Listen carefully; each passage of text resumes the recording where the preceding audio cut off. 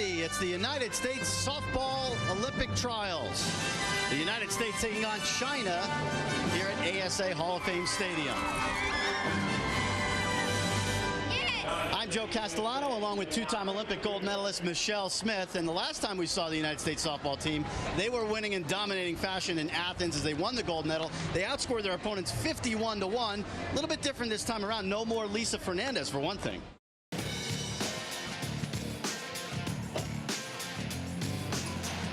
Welcome to Los Altos Hills for girls basketball, the West Bay League, as Sacred Heart takes on Pinewood. I'm Joe Castellano, along with former Stanford basketball player Drew Schiller. And Drew, you look at Sacred Heart, first of all, they started hot. They were 7-0, and now they're 10-7, so they've fallen on hard times. Melissa Holland, though, has been pretty strong for them throughout the season. Melissa Holland, just a sophomore, but with plenty of experience as she was on varsity as a freshman. She is the leading scorer for the Gators at 12 points a game. However, she is coming off a 19-point performance her last time out. She is going to need to match that performance for Sacred Heart to pull off the upset tonight. And Pinewood, the defending state champs, they're 15-5, and they have an all-world player in Haley Eccles, who is their leading scorer and rebounder. As a junior last year, Haley Eccles, the San Francisco Chronicle Metro Player of the Year. She will be heading to the University of Pacific on a basketball scholarship. She leads her team in both scoring and rebounding. 22 points, 7 rebounds a game. Very excited to watch her tonight. So coming up, it is Sacred Heart and Pinewood in girls basketball. We can't wait. Stay with us. The opening tip-off is coming up next. San Francisco, California is our next stop, Matt, where Joe Castellano is standing by live there at AT&T Park. It's the Twins and the Giants, Joe. The Giants have lost 4 in a row. The Twins, winners of 7 in a row. You're looking at two teams that are polar opposites right now. Yeah, they really are. I guess the Twins brought the hot weather here. Even though it's the first day of summer, it's never this warm in San Francisco, but it's in the 80s. And yeah, the Twins are hot. They've won 14 of 16. They're as hot as the Boston Red Sox right now. Meanwhile, the Giants, they hit under 200 in their series against Oakland. The only solace in that is that last year they got swept by Oakland in Oakland, and they turned it around and went on fire after that. But last year they had Buster Posey and Freddie Sanchez. Right now, the last 4 games, the Giants are not getting any clutch hitting. They're 0 for 26 with men in scoring position in the last 4 games, so Bruce Bochy is really worried about that right now. And as far as the Minnesota Twins are concerned, later on we'll tell you about why they're staying so hot despite injuries, and they're really not hitting very well. AT&T Park is where we find Joe Castellano, who's standing there live. Joe, we talked about the Giants earlier. Let's hit on the Twins now, who've been dealing with injuries throughout the season. How have they been winning without some of their star players?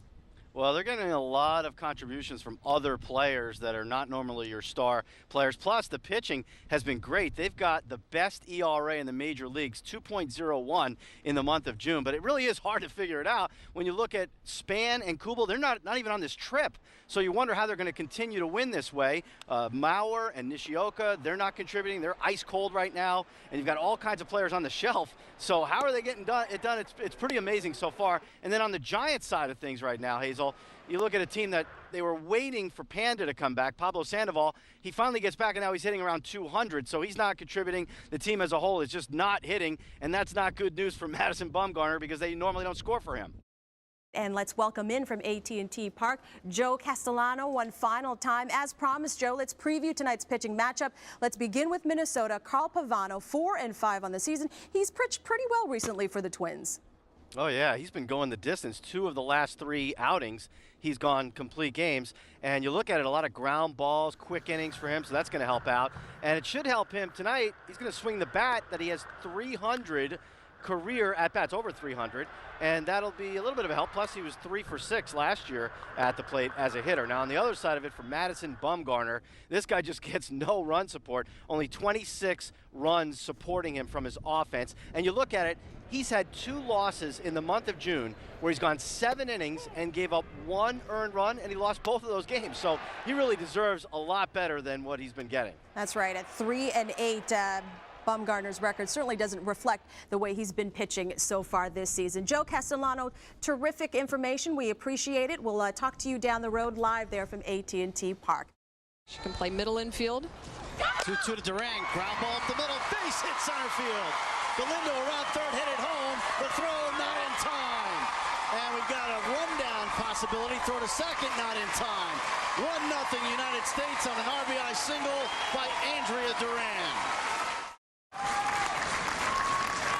2 on, nobody out. 1 ball and 2 strikes to Newman. The pitch. Hit in the air, deep left field. It is gone. A 3-run homer for Stacy Newman. And Team USA takes a 4-0 lead. 4th and goal from the 11. 4th and goal. Big play here for the Gauchos if they can hold after looked like it was going to be a touchdown. Lloyd, quick drop, throws over the middle. Touchdown! Storms with the touchdown. Kelly Storms makes it 18-0 Concord. 2nd and goal. Sherry throws left, caught, touchdown, Garrigan!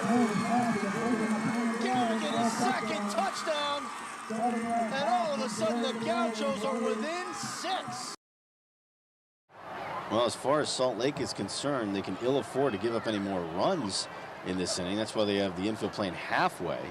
Gonzalez rips one up the middle into center field, a base hit. 1 run is in Sanchez. Here comes Graham to the plate. He will score. It's a 2-run single for Edgar Gonzalez. It's 5-1 Fresno. And Edgar Gonzalez has reached in 28 consecutive games the longest active streak in the league.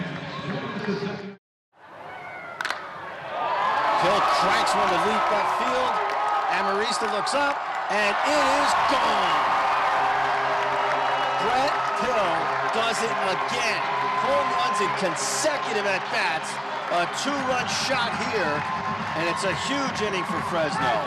7-1 Grizzlies.